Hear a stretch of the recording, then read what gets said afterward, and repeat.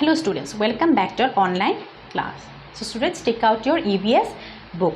Today we'll start chapter 10, that is the struggle for independence. Okay, so students, take out page number 69 of EVS book. Okay. So in the last chapter we have studied about the first war of independence 1857. Okay, 1857, and by that revolt then Indians believed in unity, in strength, and that war also helped them to grew the nationalism among themselves. Clear?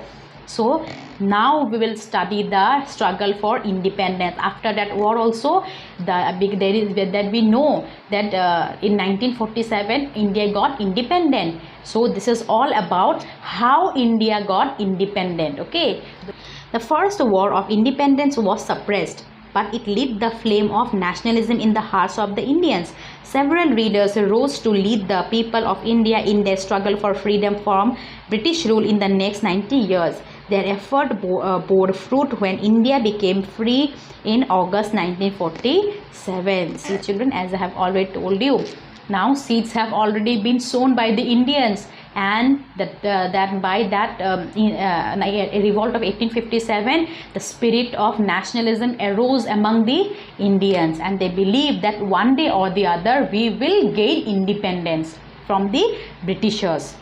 And it took 90 years to gain independence, and as a result India became free in August 1947, and that is why we celebrate Independence Day on 15th August. Okay, the rise of Indian nationalism. The Indians who received Western education realized that the British were draining India of its wealth. The British were becoming richer while India and the Indians were becoming poorer.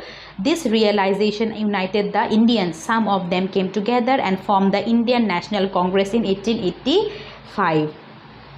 So as this a revolt of 1857 was suppressed, the Britishers, they were draining India from its wealth. Wealth means money. Okay, and by that what, Indians are becoming poorer and the Britishers are becoming richer and richer, and that realized that now Indian people should unite and fought against the British, and by that only Indian National Congress that was formed. And when it was formed in 1885.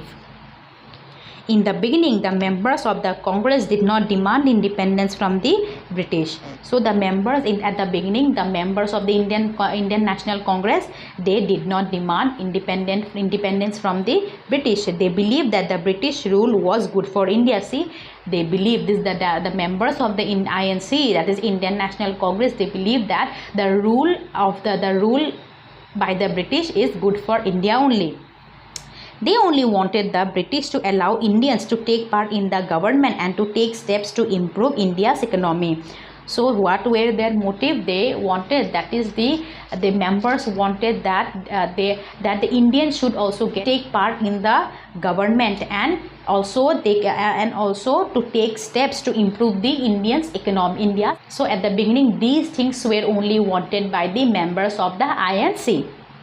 But when the British refused to consider their request, some members of the Congress began demanding that the British grant Swaraj or self-rule to the Indians. Their fiery speeches and writings led to the growth of nationalism in India and encouraged many Indians to join the freedom struggle. And see, slowly and then slowly now Andolan. Okay, the Andolan had been started. Why? How this Andolan had been started? Because the members of the Indian Congress Committee, okay, Indian National Congress, they does not want the India to be independent, but they have to be given chance to take part in the formation of government and also to improve India's economy, which was denied by the Britishers. And as a result Swaraj, that is the self-rule among the Indians, started. Okay, to join the freedom struggle. See, these now in this picture you can see, children, these are some of the members, okay, of the Congress who were moderate in their demands. It's not high demand, not a low demand, very moderate demand, middle one. Okay, Dadabhai Naroji, then Badruddin Tyabji, Gopal Krishna Gokhale, Umesh Chandra Banerjee were some of the early members of Congress who were moderate in their demands, but that also were denied by the Britishers. Bal Gangadhar Tilak, Bipin Chandra Pal and Lala Lajpat Rai were some of the leading members of Congress who demanded Swaraj or self-rule. See, these were the members who demanded in a moderate way, but when these demands were rejected by the Britishers, then these members demanded Swaraj. Swaraj means self-rule, ruling by themselves. The Tilak declared, Swaraj is my birthright and I shall have it. This is a very tough speech. The partition of Bengal and the Swadeshi movement. So in the next class, children, will continue the partition of Bengal and the Swadeshi movement. Okay, till then, thank you.